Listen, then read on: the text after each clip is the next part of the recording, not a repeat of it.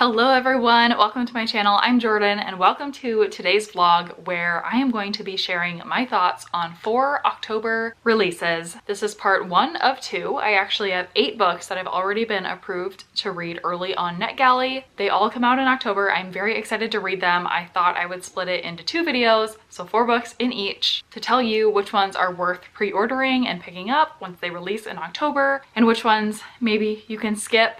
I did a very similar video to this in August, or about August releases, and I had some really great success in that video, so I'm hoping this one goes just as well. The books that I've got on my docket, I will pop them up on the screen here. We've got a wide range of genres, of authors that I've read before. Some are new to me, some of them that I think are very popular and hyped up, some lesser known and I'm kind of going out on a limb to try. I'm really excited about the variety that I have ahead of me, and when it came to splitting up which books I'm going to read in each video, I had a few options. I could split them up by release date. I think actually 4 of the 8 release on October 3rd, so I could have read those all first, but those all had very similar genres and vibes, in all being kind of spookier thriller horror books, which would leave all of the light and fluffy kind of romance or other books for later in the month. And as we get closer to Halloween, I don't know if that's the vibe that I want to be approaching. So I kind of want to mix and match those. Again, I could have split them up by more known, more hyped books and lesser hyped, lesser known books, but I also don't want to give those books the inherent disadvantage of people not watching that video because they're not as interested. So I kind of want to mix and match. I want it to be random. So I thought I would bring out a good old trusty TBR jar, or TBR mug in this case.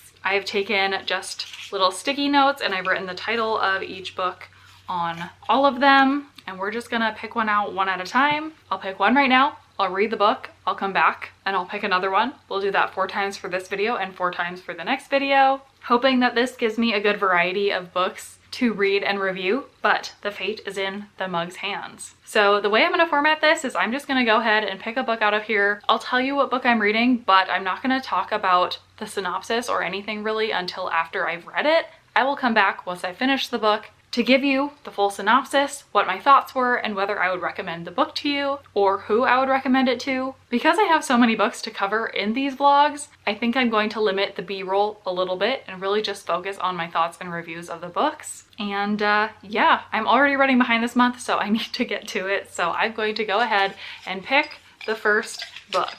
They're kind of hard to scramble around when they're just sticky notes that aren't folded up or anything. I did double side them, so there's no actual sticky spots, but let's go ahead and pick out the first one. Okay, this is arguably the one I'm most excited for, not necessarily because I think I'm going to enjoy it the best, but I'm really excited to get my thoughts out there and start recommending this book to viewers. So I got Out There Screaming by Jordyn Peele. This is actually not by Jordyn Peele, it's edited by Jordyn Peele. It's a collection of horror short stories and I'm pumped about it. A little bit outside of my comfort zone, but willing to give it a try. Hope I love it, or I hope there's a very clear audience that I want to recommend this to. So let's go ahead and get into it. I will be back once I've finished the anthology and can give you my overall thoughts. All right, my friends, I have an update for you. It's a couple mornings later and I just finished Out There Screaming. I just read the last few stories this morning and wow, I have so many thoughts after reading this short story collection. I am very new to reading anthologies. I have not read a lot of them. I didn't really know what to expect going in terms of a theme and the best way to read a collection like this. Just very outside of my comfort zone. But I did take a lot of notes on my phone, and one thing I've seen other booktubers do when they read short story collections is they write down a rating for each short story and then get an average, and that's typically what they rate the book. And I'm very glad I did that because otherwise, again, it was just a lot for my brain to handle, and I don't know how I could properly rate and review these stories that are all so different. But let me give you a summary of what this is. So this is a series of short story collections, all written by Black authors and about Black horror, essentially. There is a foreword by Jordyn Peele, who edited the collection, and I'm really glad that there was that. I don't know if that's a staple in short story collections to have that forward in the beginning to talk about what ties all of these stories together or what like the inspiration behind the anthology was, but I loved this one. It did talk a lot about Jordan Peele's first movie, Get Out, and like the horror that was that movie. I don't know if I'd say it was a spoiler for that movie, but having seen the movie definitely helped me understand what he was talking about. And specifically, he talks about the sunken place and how that was so personal and horrific for him personally when making that movie, and how this short story collection is basically about each of these authors' sunken places. Or he used the word oubliette, which is not something I'd ever heard of before. The definition is a secret dungeon with access only through a trapdoor in its ceiling. So like old torture dungeons, basically, where a person gets dropped in there and they can see the light above them, but they can't get out. He basically asked each author to find that place and write about it. I loved that prompt, and I loved having that knowledge going into these stories, knowing that that's what they were going to be. So then there were 19 stories by 19 different authors. They ranged in length. I would say in general, I was kind of surprised. They felt longer than I expected them to. But that being said, after finishing some of them, they really made me question, why is this a short story? I need more, because there was enough to get me invested in the characters or in the plot or something, but not enough time for there to be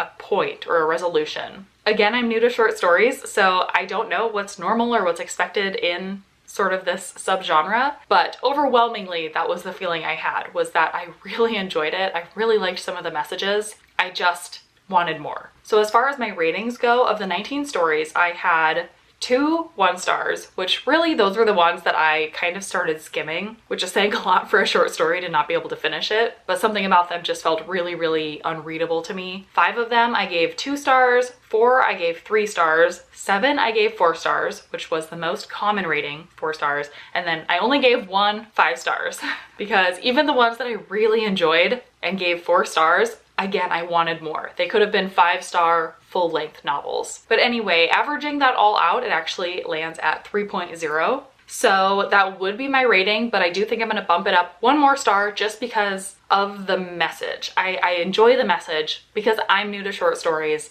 I don't think I should criticize all of the stories for being too short. That doesn't make sense. It's like me rating a romance book low because it didn't involve murder. That's just not what the genre does. So with that in mind, I am going to give it 4 stars. From what I've seen in other people reviewing short story collections, there's always stories that you're gonna enjoy more or less than the others. So overall, I'll say I was skeptical and nervous going in and pleased coming out. And I do think some of these stories will stick with me for a long time after. And I did write down my 5 favorites in case you're curious, in case you get this collection. My favorite one, and the one I gave 5 stars, was actually the second to last story. It's called Hide and Seek by P. Jelly Clark. And then 4 that I gave 4 stars but were particularly great. A Grief of the Dead by Ryan Amilcar Scott, Flicker by L.D. Lewis, Pressure by Ezra Clayton Daniels, and The Rider by Tananarive Due. All of those ones, if there were full-length novels published off of those concepts, I would buy them immediately. Overall, super glad I read it.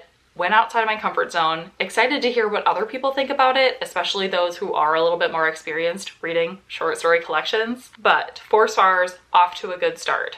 Okay, getting into my next update, it's a good news, bad news situation. The bad news is I cheated. I deviated from my drawing from the mug because I had time to listen to an audiobook and I didn't want to start on another project. And I knew I had an ALC of one of these books available, so I wanted to read it. So I did go ahead and also read Stars in Your Eyes by Kaysen Callender. And wow, this book. I again have so many thoughts. This is an adult contemporary book about these 2 male actors who are hired to be in this production together. They're kind of opposites. One is like the up-and-coming golden boy of Hollywood, and the other is the notorious bad boy of Hollywood, and they're cast as the love interests in this new movie. And with that comes a lot of strife. They go through an entire evolution in terms of their relationship, from being kind of against each other, being kind of pitted as rivals, and then getting to know each other, becoming friends. They enter into a fake relationship in order to promote their movie, and then it develops into a real relationship, and then it spans for like years after the movie and the tumultuous relationship that they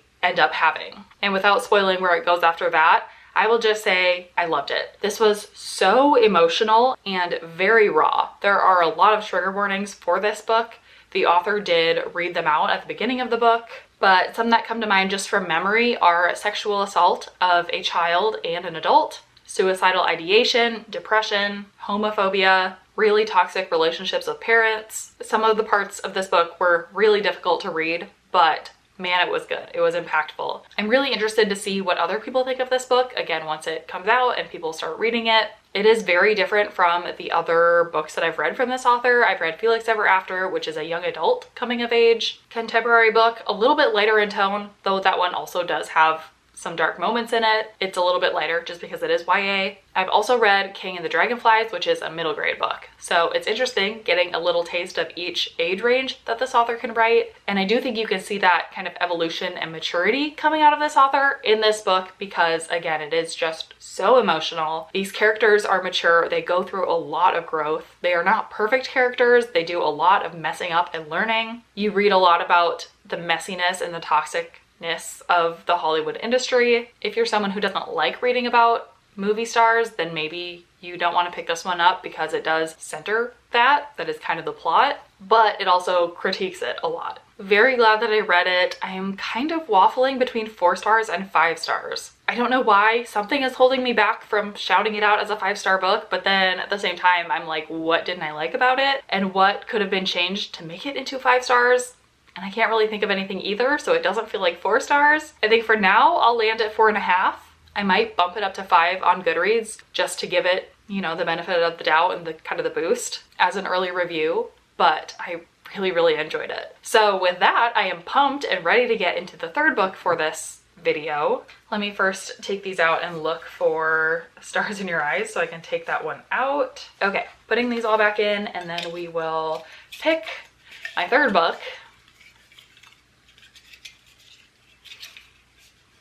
Okay, the next one that I will read is Beholder by Ryan LaSala. Excited about this one. Not sure if this is going to be spooky or realistic or hard-hitting or what, but I will dive in. I'll be back once I've finished it and can give you my review. Oh, and also for Stars in Your Eyes, I did want to mention, because I did listen to the advanced listener's copy, that the audiobook for this book is great. There are excerpts from like interviews and articles, and one of the points of view is actually a memoir written by one of the main characters. And so that sounds a little bit different. Full cast of narrators. It was great, and I would highly recommend that for your listening experience. All right, friends, I have an update. I finished Beholder by Ryan LaSala. Let me make room so I can pop it up on the screen. This was a wild ride. This would have been a great book to do midway updates on because I definitely had changing feelings the whole time I was reading it. I felt like I had different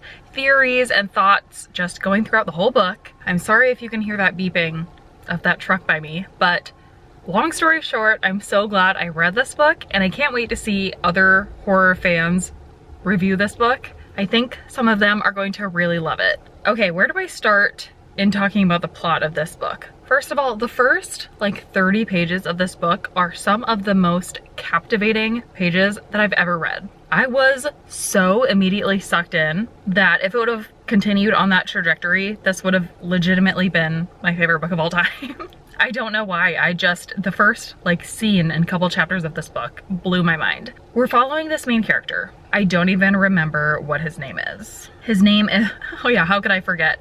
He goes by Ethan, like Nathan without the N. And it's short for, I think it's pronounced Athanasius. I don't know if that's correct. But anyway, he is like a young adult guy. And by young adult, I mean young adult. He's probably like 20 something. Not important. He starts this book at this party, and it's somewhat a normal party, and he goes to the bathroom. And when he goes to the bathroom, we realize that he has this ability that he's had for his whole life, where if he looks at himself in a mirror, the mirror will start to reverse time, and he can basically see backwards in time everything that that mirror has seen, which sounds very cool, but for him is very disruptive to his life. And he has basically, as a coping mechanism, avoided his reflection, avoided looking at mirrors, but that's his situation. So that's very cool all on its own. And then when he's in the bathroom, he basically like has this moment with himself in the mirror It's not great. But then something starts happening outside of the bathroom with the rest of the party guests that is surreal and horrific. And he is kind of protected while being in the bathroom. And we don't know why, but basically once he leaves the apartment, weird things have happened, and it starts him off on this journey of figuring out what happened at the party, why was he safe, can his magical ability help him to kind of solve this mystery. He meets a guy who becomes his partner in crime. They are very adorable. I love them together. And then it just like goes from there. And this book, compared to Ryan LaSala's other book that I've read, The Honeys, that one, from what I remember, started normal-ish and got crazy by the end. This book, on the other hand, starts crazy and does not get any less crazy before the end of the book, which I do think I liked better. I also think I just generally liked the storyline more. A lot of this book reminded me of the book Rabbits by Terry Miles, which I also loved. It also is crazy and weird, but that one was all about like noticing inconsistencies in life and following them like a puzzle or kind of like a riddle. And this book is similar. He's not in a game and he's not solving puzzles, but he's trying to piece things together very puzzle-like. It's pretty cool. It kept me on my toes. I liked the direction it went. Ultimately, did it get too weird for me? Yes. And it's hard to say that and say it as a critique of the book, because I don't think it's a critique of the book. I think this book is clear in that it's going to be weird. So how can I criticize it for getting too weird? I don't know. Because of that, I'm giving it 3 stars. It's not my perfect horror book. It's not, I don't really like books that get really weird, but I know some people will. And if it didn't get so weird, I would have loved everything about it. You know, if it was a little bit more logical, I would have loved it, because on top of that, it gets very deep and impactful, and I loved those parts of it. I guess all the rest that I'll say is that this cover is unsettling. It has to do with a spider. The ending of this book, there's a lot of spider. So I would only recommend it if you think there's a chance of you liking weird horror. And it does get kind of grotesque. There is some of what I guess I would consider like body horror. I don't know, I loved it. I loved the idea of it. There were parts of it I didn't enjoy reading, so I'm giving it 3 stars, but I hope it's coming off as clear who I would recommend this to. And overall, I'm really glad that I read it. So I'm happy that I crossed that one off the list. Now I only have one more for this video.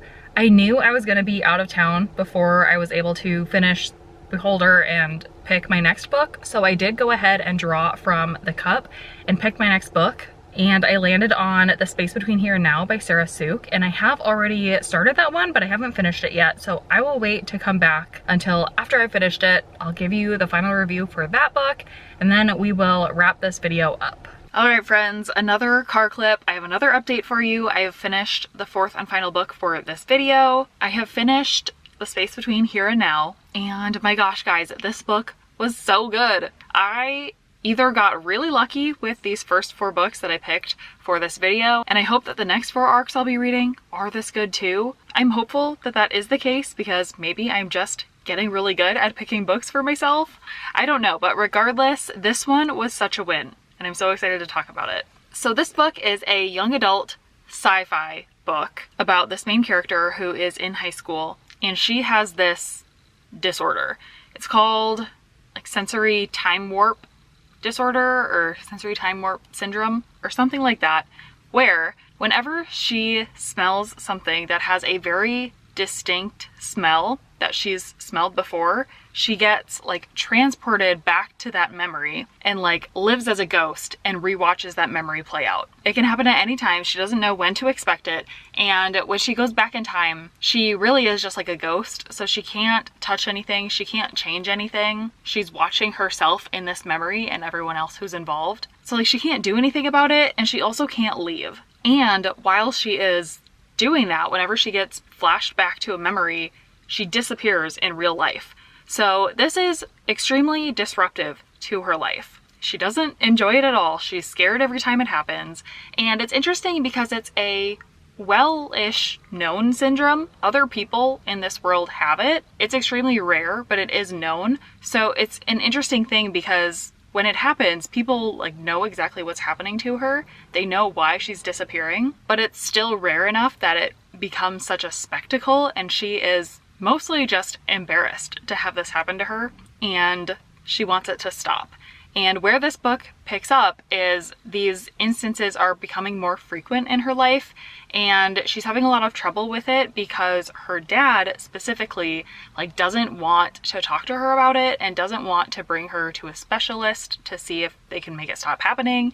He basically ignores that it's happening to her and ignores her feelings about it, even though she's trying to express that it really scares her. And she thinks that the reason they're picking up in frequency has to do with her mother, who previous to the story taking place has left their family. She doesn't actually know what happened to her mom. All that her dad has told her is that their mom disappeared, left, and is gone, and has been gone for years. And so our main character is getting more frequent memories that a lot of them have to do with her mom. So she's thinking there's some kind of mystery or something that she has to solve about her mom. And she doesn't know if her mom left willingly, if something happened. She's starting to wonder if maybe her mom had the same disorder as her, and maybe she went back and got stuck in a memory or something. So she's starting to research time loops that people with this disorder get stuck in. It's all very fascinating, and I really loved how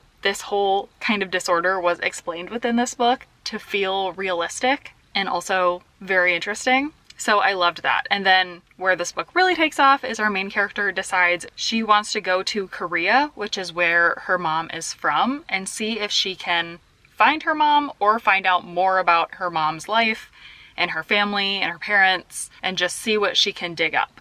And I loved this book because on top of the sci-fi elements that were really interesting, it is very heartfelt. It's very family-centered, and this girl just wants to know what happened to her mom, and she just wants to get closer again to her dad. It reminded me a lot of The Astonishing Color of After by Emily X.R. Pan. Very similar. There's kind of more of I would consider it more of a fantasy element than sci-fi, but sort of similar in that main character lost her mom to suicide and now believes her mom is coming back to her as a bird.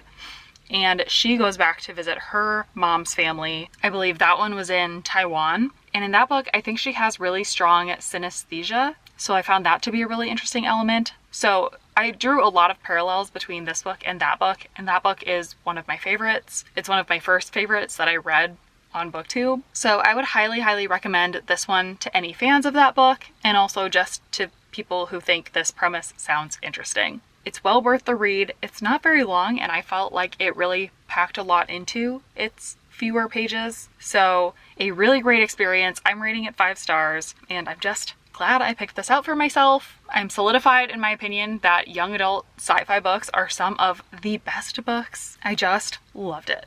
Okay, so let's wrap up the books that I read for this video, recap my ratings, and also talk about when they come out so that you can get your hands on them if you want to. So I did come out of this video with 2 5-star books. The first one being Stars in Your Eyes by Kaysen Callender. That one comes out on October 10th if you're interested. Then of course we have The Space Between Here and Now, which I just talked about. That book comes out on October 31st, actually Halloween. Then my next favorite was Out There Screaming, the short story collection. That book comes out on October 3rd, so not too long to wait if you're interested. And then last but not least, Beholder. I gave 3 stars, but I'm excited for the right audience to find this book, and that one comes out on October 3rd as well.